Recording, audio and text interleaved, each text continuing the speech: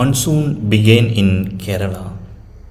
The heavy rain fell in relentless sheets, creating a symphony of splashes and patters. The sky was an ominous shade of grey, almost black, rumbling with distant thunder. Each raindrop struck in the ground with a voice, creating tiny craters in the soft earth and instantly transforming dry streets into streams of rushing water. Trees bent under the weight of the downpour, their leaves glistening as if coated in liquid silver. The smell of the first rain often brings a sense of nostalgia. It calls to mind memories of childhood, playing outside as the sky darkened and the first drops began to fall. It is a scent that recalls cozy moments spent indoors, listening to the rhythmic drumming of the rain against the roof and windows. The fragrance is both a herald of change and a comforting embrace. For farmers and those who work closely with the land, the first rain is a promise of renewal. It signifies the beginning of a new cycle of growth, a blessing for crops, and a vital moment in the continuous dance of nature. The scent of rain on parched soil is a reminder of the interdependence between human life and the nature. Each living species registered the petrichor and fascinated by the perfume of nature and rejuvenated themselves. I had no choice but to stroll through the rain, shielded by an ancient umbrella that I uncovered in the basement of my ancestral house. Being home during the monsoon is a true blessing. As I walked down the road, I imagined villagers skillfully setting nets to catch fish from the swelling river. As I stand on the bridge spanning the river, observing a log drifting with the current, a dreadful noise reaches my ears. I turn to witness an overwhelming surge of water carrying part of a nearby mountain towards the river. Before I could comprehend what was happening, the bridge collapsed, plunging me into the river. I was swept away like a log by the forceful current. I clutched at what I believed to be a tree root or a plant creeper, only to discover it was actually paper-made coir. Amazingly, it was sturdy enough to support me. Astonishingly, the paper coir glides to the river bank and I clutch it tightly. Losing my grip, it transforms almost like a magician's wand. Beckoning me at times, it leads me an enchanting journey down the river to secrets unknown. As the river's fury subsided, I found myself drifting gently towards its bank, where a shadowy forest loomed nearby.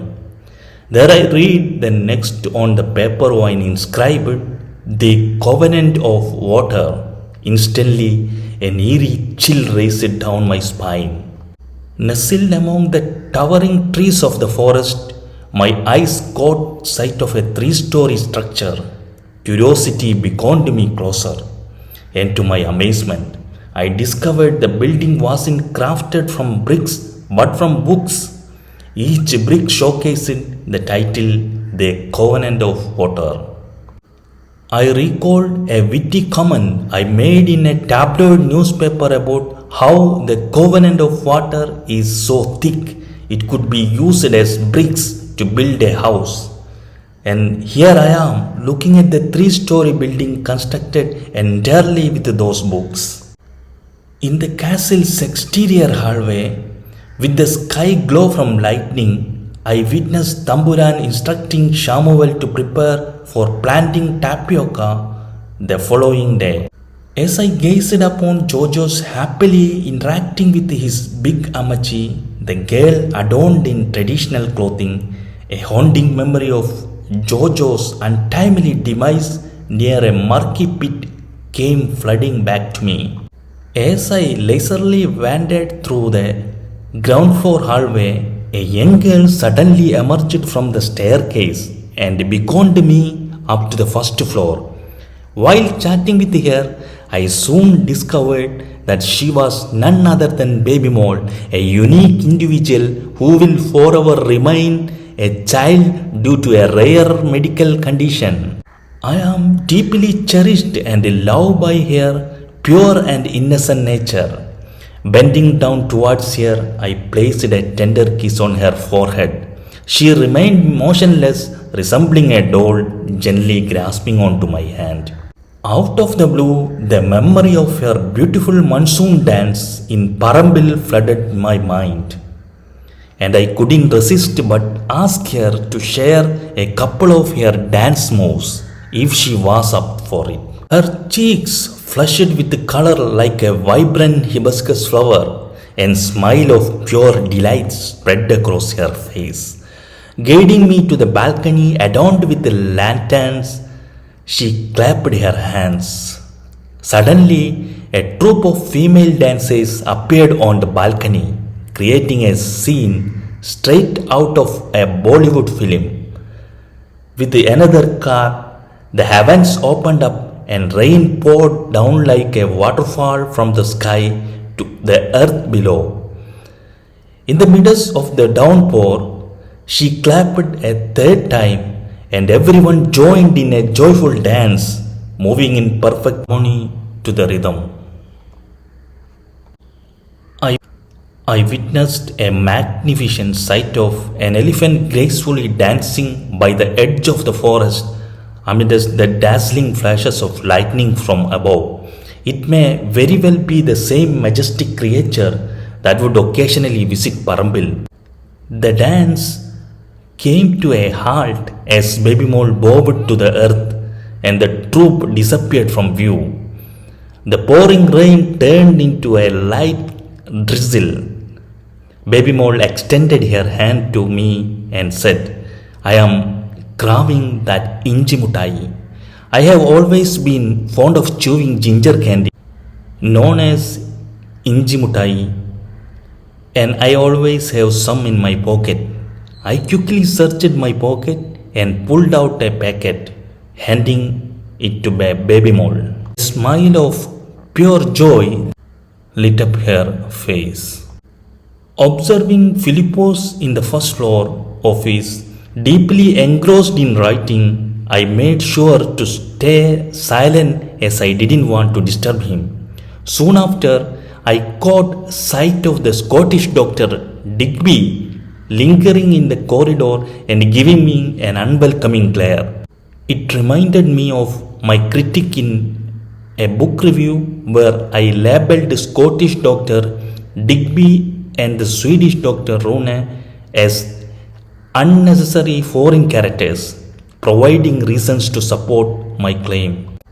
I have jokingly pointed out that the abundance of doctors and medical terminology disrupted the storytelling flow of the book and turned it into a medical textbook, a handy study guide for aspiring doctors aiming to pass their exam and fulfill their parents' expectations.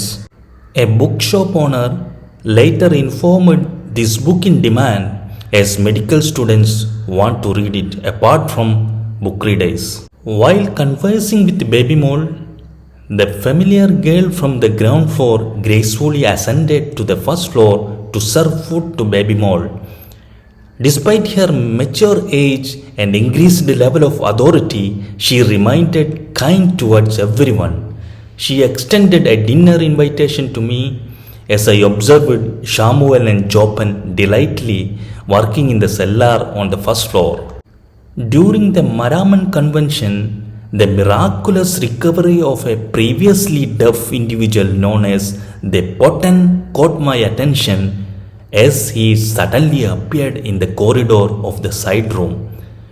Intrigued by this unexplained turnaround, I wondered how this healing had taken place within the confines of the convention.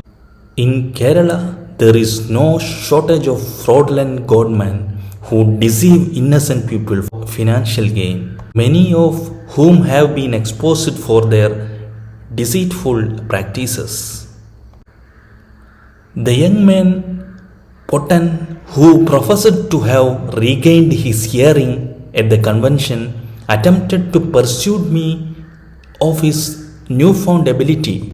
When he omitted an eerie noise, I sought refuge on the second floor in a bid to escape his unsettling presence. I dawned on me that each floor symbolized a distinct era and Potten would not be found on the second level. I never thought I would find Elsie there in second floor, but she was completely transformed from the elegant woman I had seen on the first floor. I pondered the mystery of how a once stunning lady could deteriorate to such a state. The effects of leprosy and aging had taken away her beauty and left her looking exhausted. Lenin lay sprawled on the bed while Mariamma perched beside him.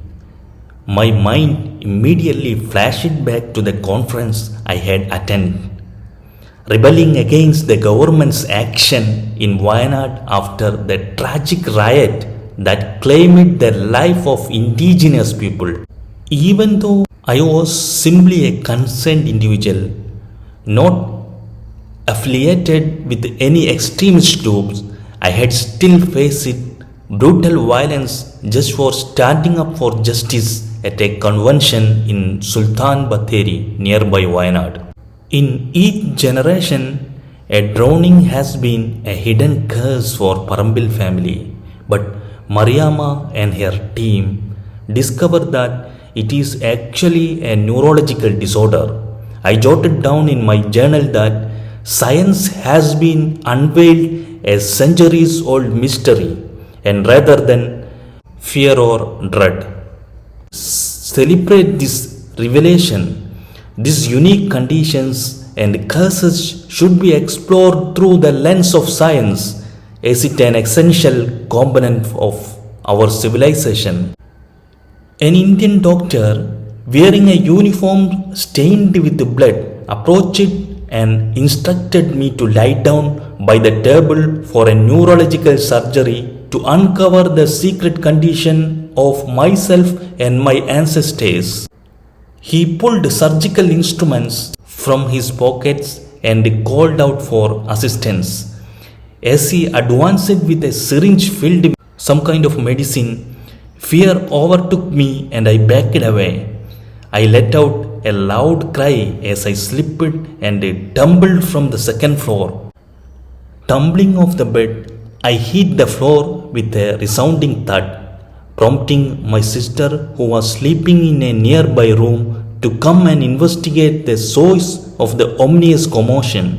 When she asked what had happened, I recounted my extraordinary dream, explaining that in the dream's climatic moment I had plunged from towering building.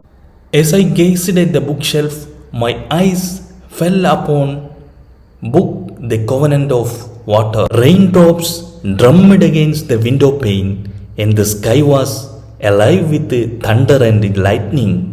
Curiously, I pushed open the window to reveal the glow of a lantern flickering at the old ancestral home at the other side of the river. We used to call it Ghost House. Amid the laughter and shouts of neighbors celebrating the monsoon by catching fish in the riverside paddies and lining up lanterns, I felt sense of calm. No big deal, I mused, shutting the window and diving back into the underlined passage of my treasured book, The Covenant of Water.